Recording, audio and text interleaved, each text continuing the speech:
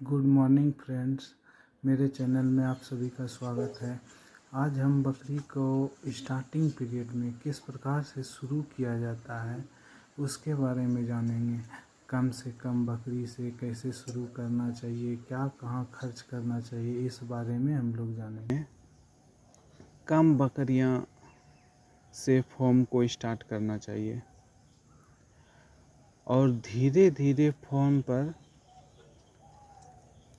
बकरी की संख्या बढ़ाएं और फॉर्म को भी बढ़ाएं। फॉर्म को शुरू करने के लिए कुछ ज़रूरी वस्तु पे विशेष ध्यान देनी चाहिए, वस्तु चीज़ों पर, जैसे कि ज़मीन सूखी और ऊंची होना चाहिए। जहाँ पर बकरी को हम लोग रखेंगे वो ज़मीन सूखी होनी चाहिए और थोड़ा ऊंचा होना चाहिए, ताकि बरसात उरसात का पानी उस पर नहीं जा सके। जैसे बाढ़ उड़ आ जाता है तो ये सब ना हो।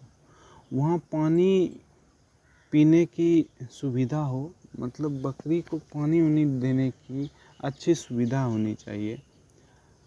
हवा और धूप अच्छी आए, वहाँ पर हवा और धूप भी अच्छी आना चाहिए। और हरा चारा आसानी से मिल जाए, ऐसे क्षेत्र में करना चाहिए जहाँ पे हरा चारा बिल्कुल आसानी से मिल सकता है। जैसे कि बगल में घास फूस लगा दिए हैं तो वो आसानी से अवेलेबल हो जाए। नहीं तो जैसे हरा चारा में आप नेपियर वगैरह डाल सकते हैं और सूडान डाल सकते हैं। ये सब चीज़ आसानी से खेत में उपज हो सके।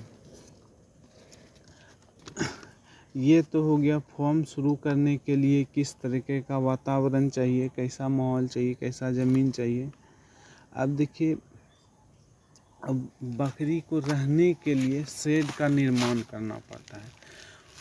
शुरुआती समय में आपका पुराना जो घर के पास बंगला उंगला है उससे भी कर सकते हैं सीखने के लिए। फिर धीरे धीरे उसको अलग जगह पे बड़ा जगह बना के सेट कर सकते हैं। जैसे बकरियां को रहने के लिए साफ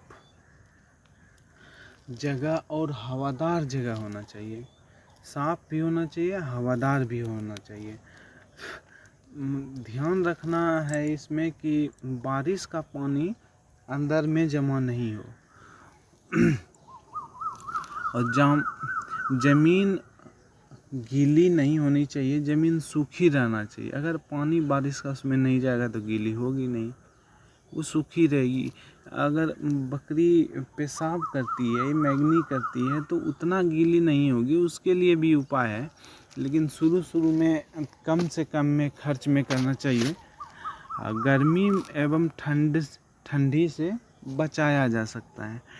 गर्मी देखिए, बहुत अधिक गर्मी में भी दिक्कत होती है, बहुत अधिक ठंडी में भी दिक्कत होती है। इसीलिए इससे बचाव करना चाहिए। छोटी और बड़ी बकरियां को अलग रखें। एक साथ रखने से प्रॉब्लम होता है कि बड़ी बकरी छोटी बकरी को मारती है तो चोट वोट लग जाता है, तो उससे भी बहुत दिक्कत होती है।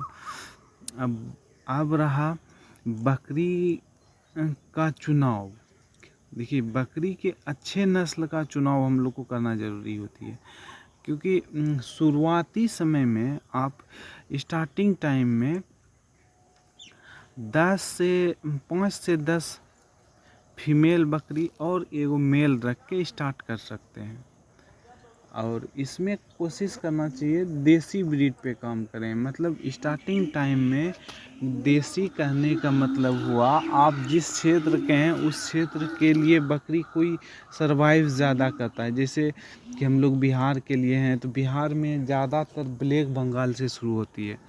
तो ब्लैक बंगाल यहाँ का इफ़ेक्टिव देसी नस्ल कह सकते हैं इसको। तो हम लोग को कोशिश करना चाहिए जो जहाँ के हैं वो वहाँ का देसी नस्ल से ही फार्मिंग को स्टार्ट करें, और फिर धीरे धीरे आप जिस ब्रीड पे काम करना चाहते हैं आप उस पे काम कर सकते हैं। अब ये तो हम लोग चर्चा कर लिए हैं नस्ल की बात। अब उसके खान पान पे चर्चा करते हैं। उसमें खाने और चारा के लिए इसे सबसे ज़्यादा बकरी को हरा चारा पसंद होता है। हरा चारा में नेपियर हो गया, बरसीम हो गया, सूडान हो गया, ये सब आप लगा सकते हैं अपने खेतों में और उसको दे सकते हैं। और साथ ही संभव हो जाए तो पीपल का पत्ता और बर का पत्ता ये सब भी देना बहुत ज़रूरी है। और सारी चीज़ों का पत्ता उत्ता देने से बकरी को सारा उससे जो जो चीज़ मिलने चाहिए सब चीज़ उसको मिलता है। इसलिए कोशिश करना चाहिए देने का। और दाना और मिनरल मिक्सचर निश्चित रूप से दें। अगर अच्छी ग्रोथ बकरी को बीमारी से बचाव से दाना पहले और मिनरल हम मिक्सचर सूखा जरूर से जरूर भूसा के बारे में भी चर्चा इसके कर बाद लेते हैं।